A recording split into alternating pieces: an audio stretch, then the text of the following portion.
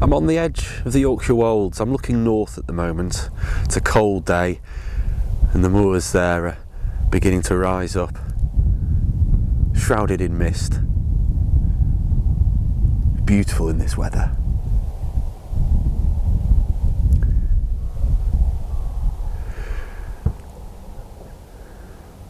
And there we have the more gentle rolling of the wolds.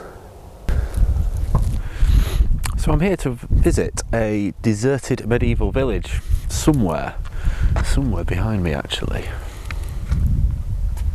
The reason it's behind me is because I came down a rather steep slope in my car that was leading to a ford, and essentially the whole road was iced up, so I got down okay. I can't go back. So if at the end of this there is a video about a deserted medieval village, you know I got out okay. If not, send help. I'll be near Wharram Street, somewhere near a farmer's field, and I'm rather cold. Right, onwards.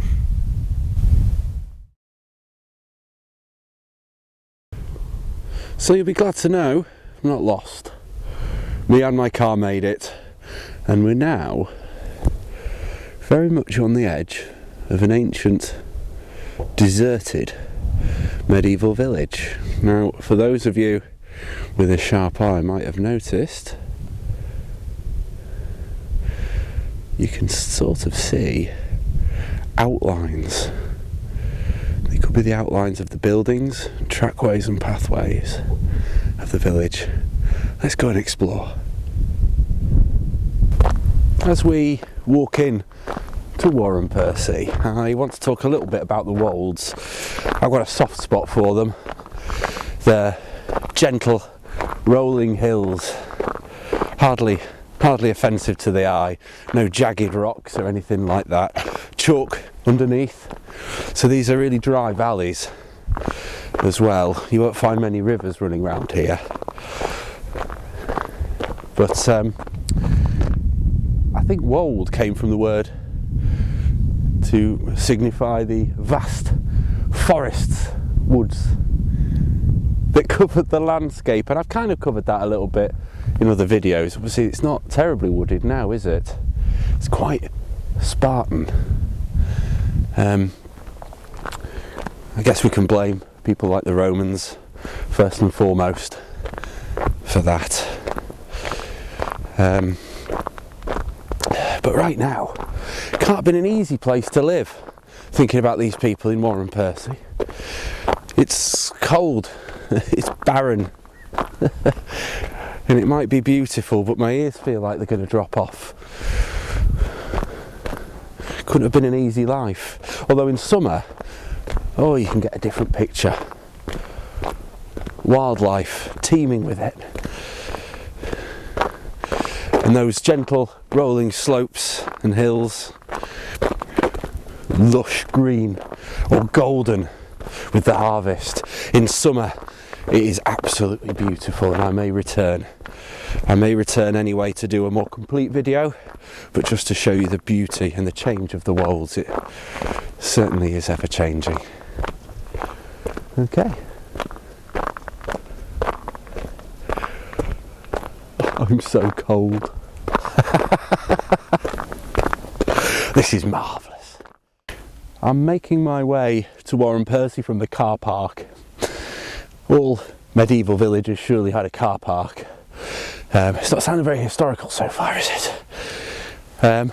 Now, I know this doesn't look like a great deal. We've got the oldie gravel track. We've got the oldie power lines. And the track continues towards Wharram Percy, which is in the field opposite. But this is in fact ancient. This was a route used certainly around 50 BC to Wharram Percy, but it may even be used earlier. This was the entrance, and we're still using it today, which I think is rather wonderful. Right, come on, let's get in there.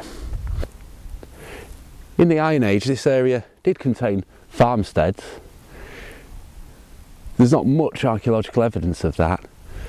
The sort of terraced system used back then as well will largely been destroyed by the plough. If we move into the Anglo-Saxon era, the 5th to the 7th century, there were some scattered buildings, there were some early earthworks, and it was all possibly to support sheep farmers who were more likely to be seasonal here in the spring, maybe summer, and some of the autumn months too. It was about the 9th to 10th century that there was an annual livestock market here, which certainly helped the local area, because that's when we started having the establishment of more permanent settlers. There was a wooden church built and a village green as well. According to the Domesday Book, the names for the pre-conquest era of the landowners around here were names like Lagman and Kettlebjörn and Kali, which were clearly some sort of Norse or Anglo-Norse landowners. But when William the Conqueror came and did what he does best, which is grab a lot of land and then parcel it up amongst his followers, he gave some of this land around here to the Chamberlain family, and he gave the other part of the land to a branch, a lesser branch of the Percy family. The Percy family were, or de Percy I guess, were dukes and earls of Northumberland. But this was certainly a lesser branch, as it were. But nonetheless, they had the proud Percy name, which, as you may have noticed, is now attached to the name of the village, Wharram Percy. So let's go and have a little look at the manor houses left behind by the Chamberlains and the Percy family as we move through the history of Wharram Percy.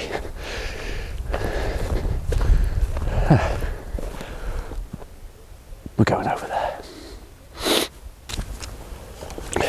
The Chamberlain family built a manor house for themselves, being the landowners, and it was right here. It's known as the South Manor. Round the edge would have been a toft or a garth, which is an embankment, and I'm wondering if this is part of it at all. There's a bigger hump in the distance, and within the embankment you can see here is the outline of some buildings.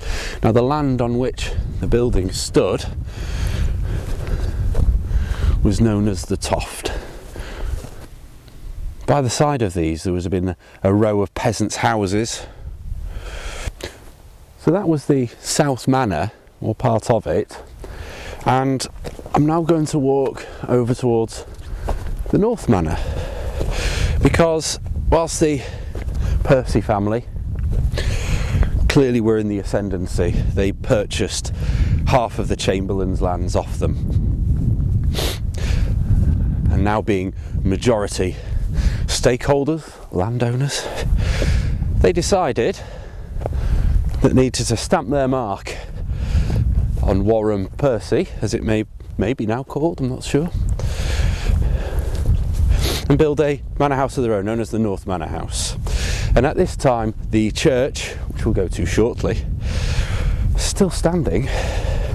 The church had some improvement, peasants' cottages were built, which certainly does show that the area is on the rise, and this was around 1176 I believe. During the heyday of Wharram Percy we have these long houses. Looks like there's two of them here. Let's just pick one. So this is where a family would have lived, a little farmstead, and we can see quite clearly the edge of the buildings. There it is. And I guess the land we're stood on now is the Toft, and there potentially would have been an embankment helping it to make it an enclosure. Could be this part here, running right round. There we go. In 1254, the Percy family finally purchased the remaining land off the Chamberlains, and the South Manor was destroyed. The Percy family, being sole stakeholders or owners, built themselves a North Manor. There were more peasants' cottages built, although according to the data in the Domesday Book, the land at this point that they controlled was no bigger than what it was back then. But clearly they had more workers, maybe more different uses of the land, and certainly on the rise and the ascendancy, making the best out of this village. And I'm here, the beautiful North Manor. Welcome, come on in. I'm stood in the enclosure of the North Manor. Now this actually only stood for about 70 years. It's not really a good sign, is it? Because Wharram Percy started to go into maybe a never-ending decline around the 14th century. There was a number of problems. I don't think it was just one thing that caused this place to struggle. The Black Death obviously caused havoc around the whole of Europe and beyond. In fact, a third of the population died of Black Death, which must have really hit the economics of the area. You need your peasants to do your work to make your money, don't you? Simple as that. Now there's some interesting findings in the graveyard and the church area that the archaeologists back in the 70s found that might be related to that, but I'll cover that when I go over there.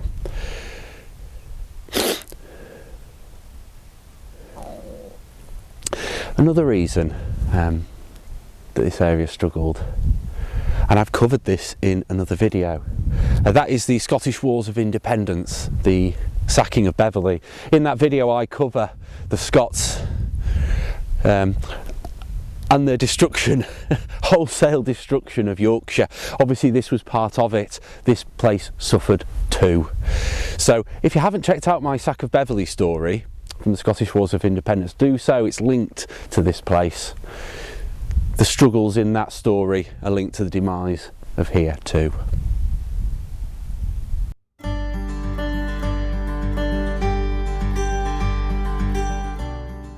During the 14th century, Peter Percy II died with no male heirs. The land passed to his daughter, which, given the time, meant it was really her husband's land.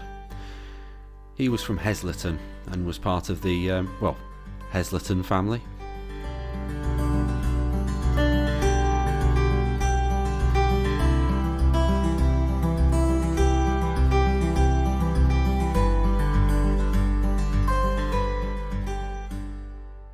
The century was a tough one.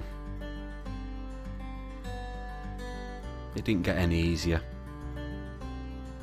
Persistently raided by the Scots, and Black Death killed 1/3 of the population of Wharram Percy, including the heir to Wharram Percy, Hesleyton Jr.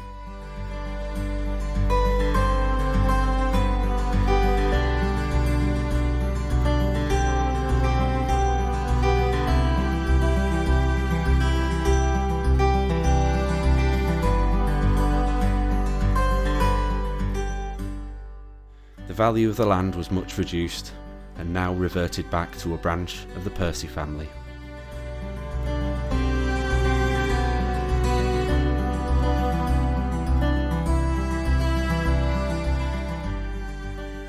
Wharram Percy struggled on through this time. There were some occupied houses still, and one of the 2 water mills by the mill pond was still profitable and used.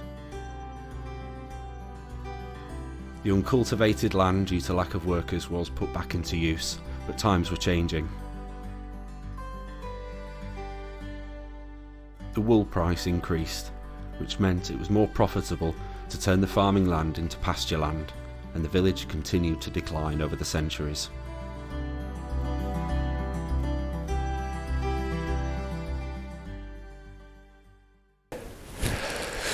Down at the bottom of the valley you can see St Martin's Church.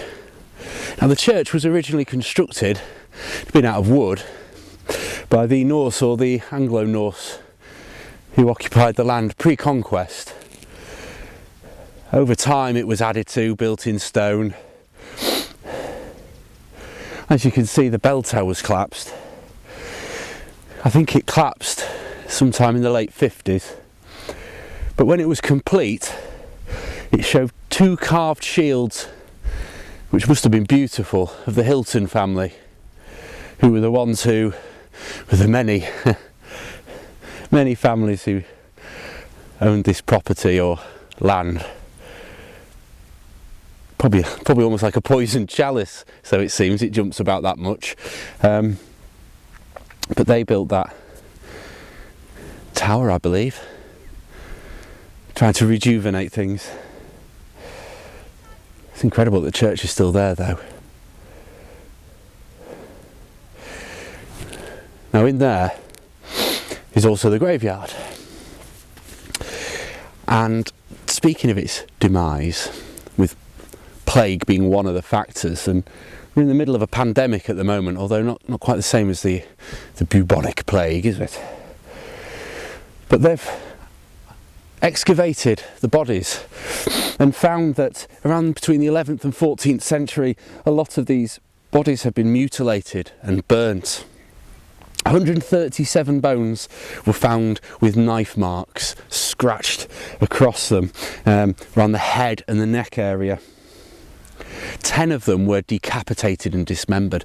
Now the idea is, and it is a theory, that these were plans put in place to stop the dead from rising and reinfecting or harming the local inhabitants. It's an interesting theory. I wonder how much they would have been in fear of this plague returning once it had gone. To finish things off, I guess we should bring you right up to the modern era. And in fact, somebody, or a few people, maybe a family or two, lived here in workers' cottages. There they are, still standing, just behind the church. They lived there until the 70s, 76 I believe. Quite a beautiful place to live, bit lonely. You wouldn't want to need any help, would you? You've got to be made of tough stuff, I guess. Still, quite a beautiful place.